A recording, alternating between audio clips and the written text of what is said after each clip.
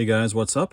My name is Peter, or you may know me as Rawbutter on M. Carter Brown, and today I'm taking a quick video to show you how to install a MAC-33 solenoid kit, pneumag kit, into an X-frame. I've already taken one video series about this. I have a different version of the kit that is more of a general DIY version that can go into the IntelliFrame or lots of other frames. But this is different. This is a kit. This is a version of the kit that's specifically for the X-frame. It has a couple of different pieces, a different kind of trigger rod, some different screws. And the goal of this is really to make it as easy as possible to go into the X-frame. The other video I took was pretty long and it involved a lot of kind of specialized tools, but this is going to be really easy. You're not going to need a whole lot of special things. Hopefully most of it you have lying around. You're going to need a hammer and some super glue and some thread locker. Blue Loktite is great. Pair of pliers. A pair of wire cutters is really good for cutting the air hose. It's a little bit more precise than like using a knife or using scissors, although you can get away with that.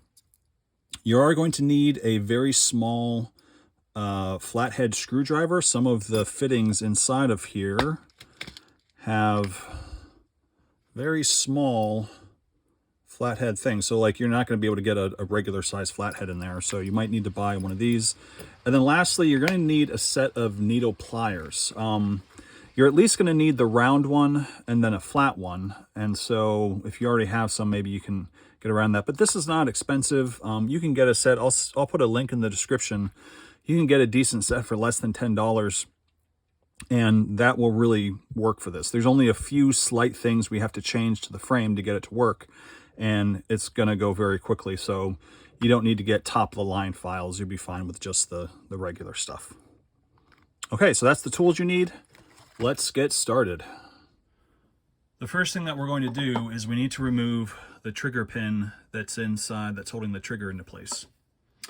I've heard some people online mention that you should do this with an automatic center punch, and that is incorrect. The problem with this is that this is hard to see on camera, but the trigger pin is actually pointed, and most center punches are also pointed. And so when you try to push out a pointed pin with a pointed punch, the chances are that it's going to pop off to the side and then damage the side of the frame. And so instead, you want to use either a nail punch. A nail punch has a flat head on it, or you can use the trigger pin, the trigger rod, I'm sorry, that comes in the kit.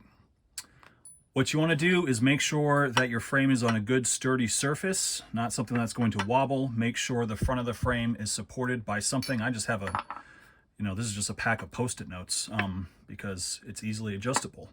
Make sure that the safety is disengaged, and then you want to push this in from the left side and then push it out the right side. That's the way it should be installed from factory.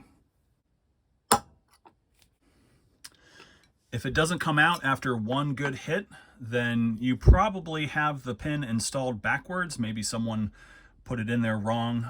And so if it doesn't come out after one good hit, or if it doesn't move, then you might want to flip the frame around and try it from the other side. But that is the first step done.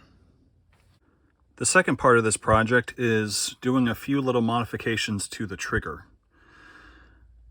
The Automag trigger has, when the safety is engaged, there's a fair amount of play in it, which is fine when you're having a mechanical trigger, but for a pneumatic trigger, sometimes the play in the safety can be more than the actual trigger travel distance to activate the pneumatics. And so what I've done is I've made these little shims. These are 5 thousandths thick steel shims, and they are supposed to go right on top of this part here. This is the arm of the trigger. It should just kind of slide on there, and then you can hold it on with super glue. But I also want to point out, and this is again going to be really hard to see, but Automag has tolerances, and there's errors in their machining just like any other process, and sometimes this is just a few thousandths too thick. And so what happens is that when you try to push this down, you can kind of see the end is flaring out, and that's because this is too thick. So to fix that, hopefully that's not an issue with yours. Hopefully when you push it down, it will just slide right on, and the two sides should be flush with the side of this little extension. But if this is the case, then what you want to do is just take a flat file and just kind of gently take off a few thousandths off the side of the trigger. And actually, we're going to take it off of this side just to make it easier. Yeah.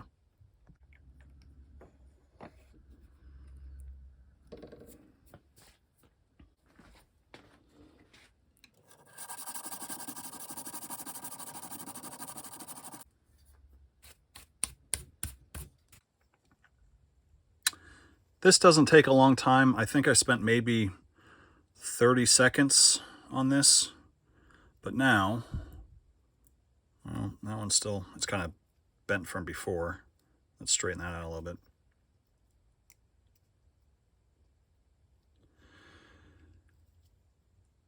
Hopefully now you can see that, you know, when this is pushed down from the top, the sides aren't flaring out anymore, because it's just that it's 5 thousandths thinner, and that's just enough to kind of give it that extra bit of space.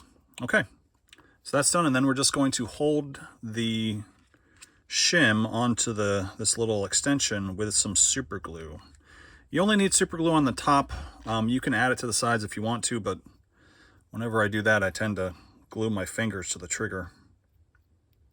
So you really just need it on the top. And we're going to hold it for 30 seconds and then move on. Even though we've added this little extension to the trigger, it's still going to fit inside the frame just fine. There we go. And that is the trigger done. The third part of this project involves some more filing. There are two little issues with the frame as it stands. Where did my solenoid go? Here it is. The first one is this bracket.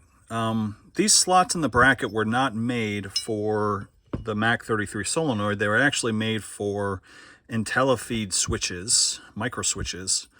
And so you can kind of see that if we put this back screw in that hole, that front hole is not, it's not quite in the right spot, and we don't want to angle the solenoid up like that. We want it to be kind of relatively in line with the top of the bracket. And so we're going to have to take a round file and just remove it's about a millimeter of material from this part of the frame. The second thing we're going to have to do is that sometimes these 632 set screw holes that are threaded, and you can kind of feel, it's hard to see, but if you put your finger in there, you can feel that a lot of times there are little burrs on the inside, and so you want to take a flat file. These burrs kind of keep it from, like, our piston isn't going to fit in there with those burrs in the way. They should go down a lot further than that. So we're just going to take a flat file and we're going to remove those burrs until we can get the piston to go the whole way in.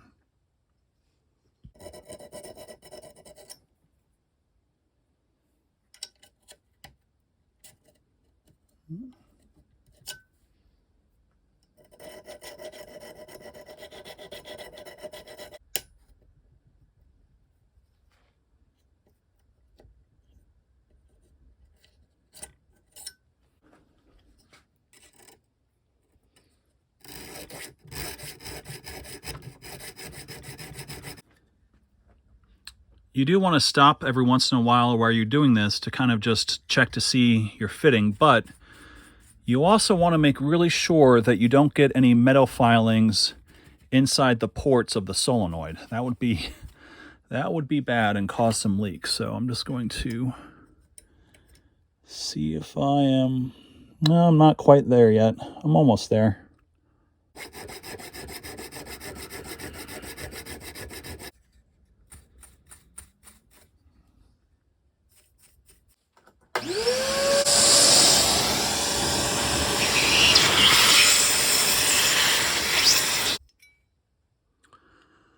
I know that some of you are probably going to be tempted to use a Dremel for this part, and I would caution you against that. The Dremel is, I mean, you know, I guess it's faster, but the chances of you kind of marring up the frame are a lot worse.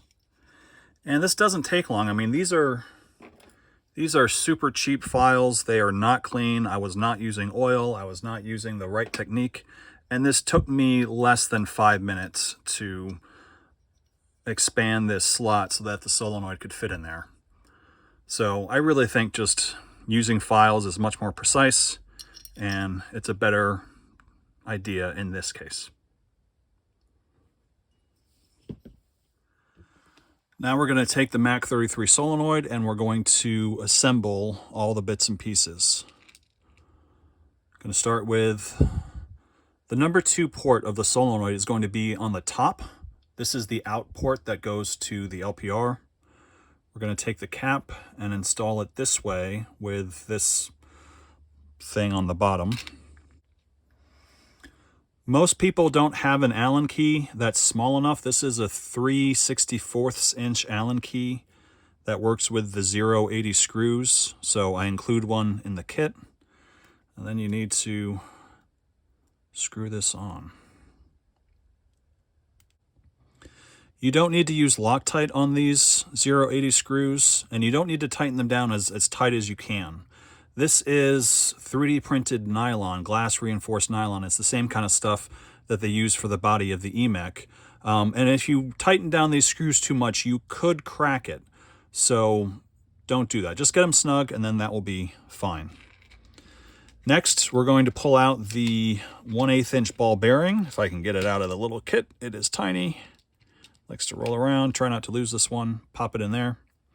And then we're going to take out the lever and take out the long 080 screw, and we're going to go in from I guess this is the left side of the solenoid.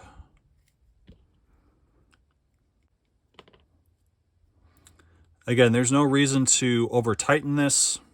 It will be held in place by the nylon, and then that is, it should wiggle very freely because it needs to wiggle freely. All right, next we're going to put a 1024 set screw in this threaded hole, and here you want to use some Loktite.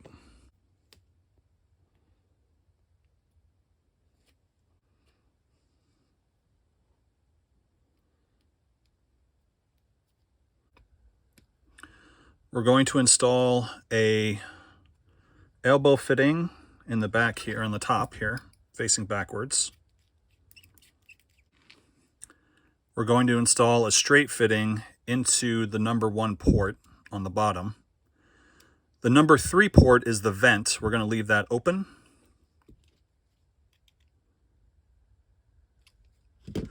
Both of these fittings have an O-ring seal inside of them, so you don't need to add Loktite to them.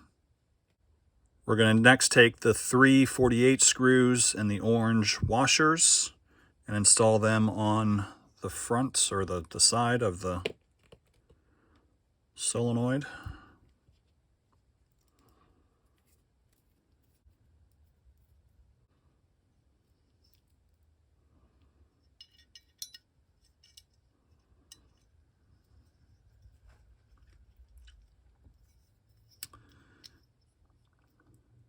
You want the solenoid to be roughly in line, the top of the solenoid, roughly in line with the top of the bracket, but you do want it to have, in general, it's better if it's just kind of slightly tilted up at an angle, instead of this, it's just a little bit up at an angle. So that is pretty good. Oh.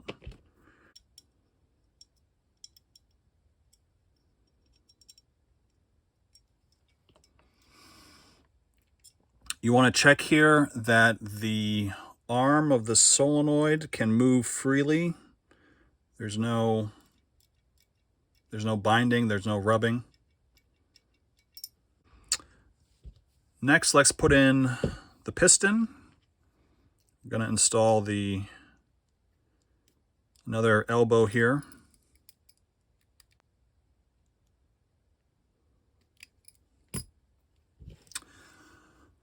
We're going to put this inside the frame. We want to push it down as far as it can go, and then, well, no, push it forward as far as it can go, and then down as far as it can go. Not on, you don't want it sitting here. That's That's not going to work. You want it sitting on the next shelf down.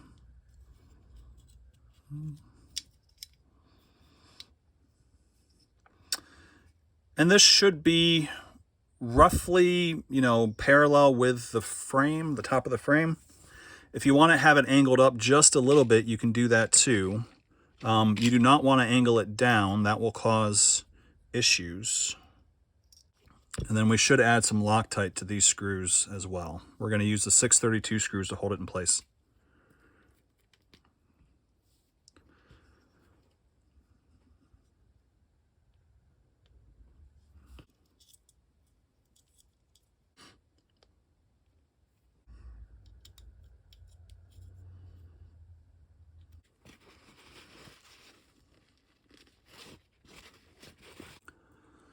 Now we're going to reinstall the trigger.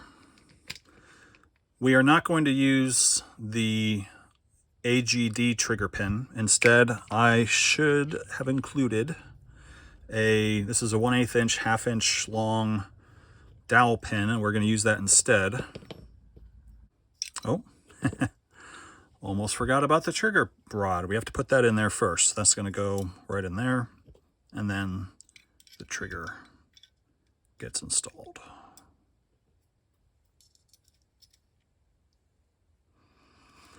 The trigger pin is held in place by a 440 screw, which is here.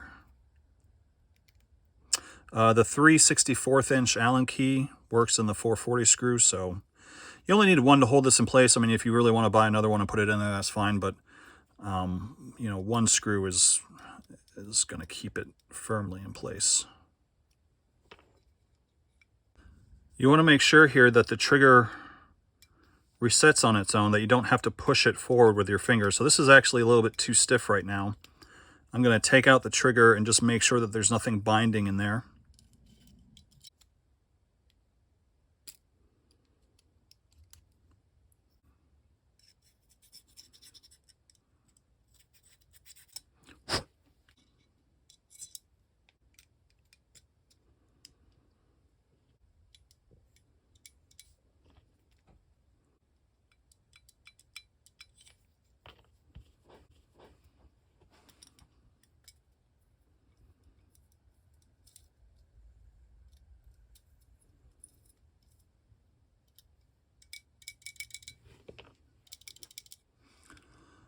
Okay, I don't know why this happened, but for some reason when I had the 440 screw in this hole, the trigger was rubbing a little bit, but if I put it into this hole, the trigger that's what it should do. It's free floating, and I don't need to push it to get it back to start.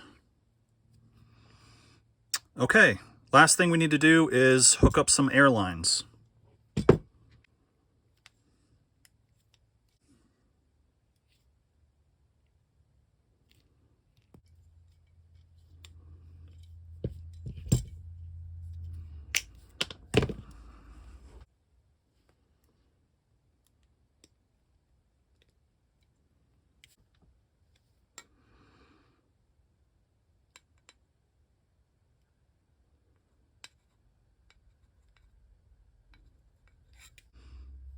You want to be careful not to crimp these lines.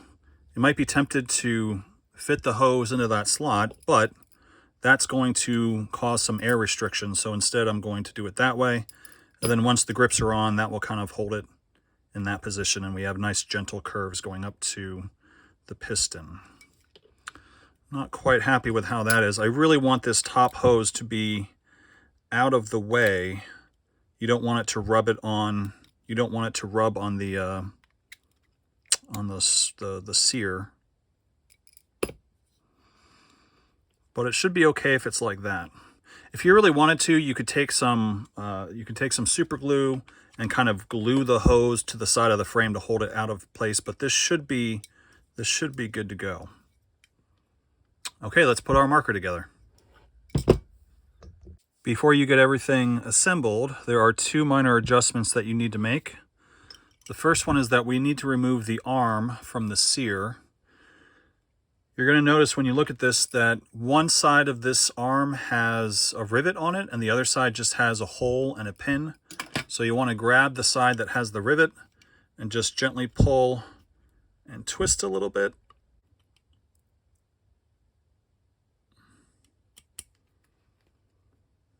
And that's it.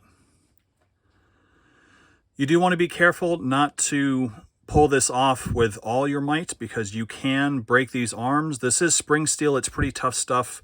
And I've only seen it break once or twice, but it does happen. So try to be gentle. The other thing you need to do is attach your LPR somewhere to your gun. I recommend, just for starters at least, that you put it on the ASA if you can. That's just a nice, good way to start off, and then you can make adjustments or move it around later on. This next part goes without saying, but make sure that when you build this, you're starting off with a gun and with a valve that you know works. It's really frustrating to do the tuning if you happen to have a valve that isn't quite dialed in and tuned, and so that can cause all sorts of other issues. So make sure that's good to go before you build the pneumag components. I'm using an X valve here, but you can use any valve that you want as long as you have an RT on-off assembly inside of the valve. Obviously, an X valve or an RT valve is gonna be more walkable, but you can make classic pneumags as long as you have an RT on-off assembly inside instead of the classic one. The classic one just doesn't have enough of a return force and it doesn't reset the piston fully, and so it causes firing issues, but otherwise you can still use kind of whatever you've got. We're going to start with the LPR backed out and the safety off and air up the gun. This would be a good time to check that there are no leaks coming from any of the fittings. But if you're good to go, then what you want to do, the gun shouldn't fire at this point because there's no air going to the pneumatics. And so we're going to gradually turn up the LPR and keep pulling the trigger until it works.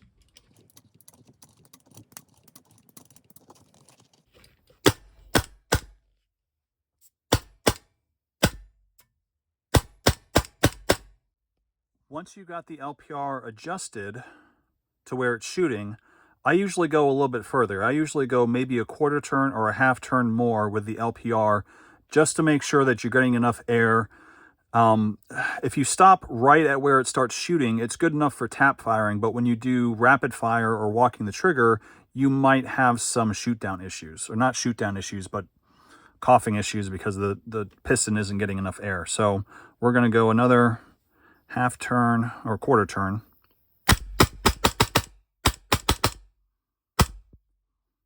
Next, we're going to do a little bit of work on the trigger. We want to turn the safety on. And then we want to get an Allen key and the little 1024 set screw here that's in the back of the frame, back of the valve. We want to start adjusting this and we want to put it forward.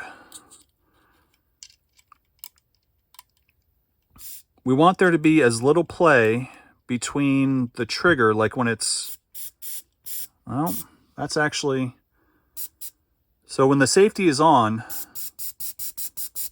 I should not be able to pull the trigger and hear any air hissing out of the solenoid. So I'm going to back off the set screw just a little bit. And that's good. So now,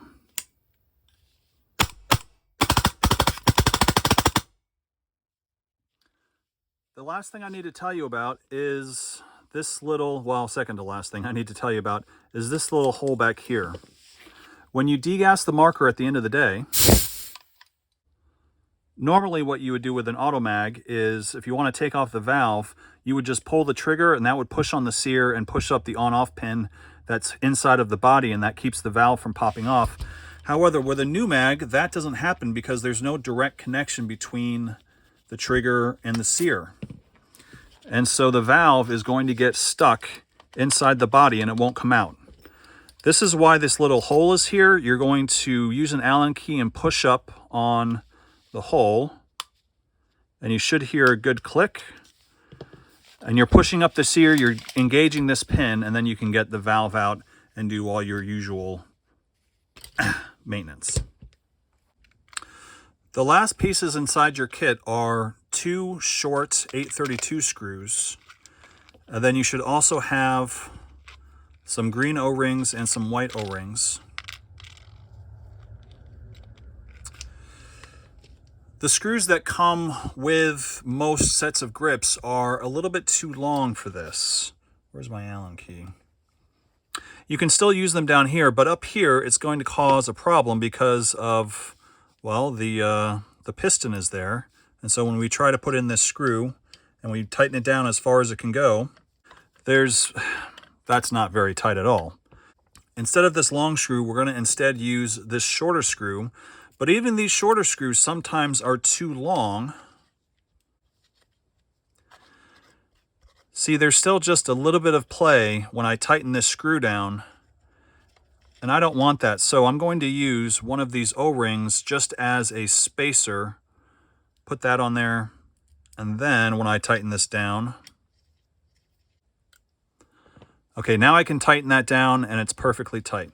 So that's what these O-rings are for. They're for spacers for this screw, just to kind of help things stay nice and tight. All right, guys, that's all I have for you today. I hope you enjoyed the video. If you have any questions, leave them below in the comment section. And please leave a like and subscribe. Talk to you later.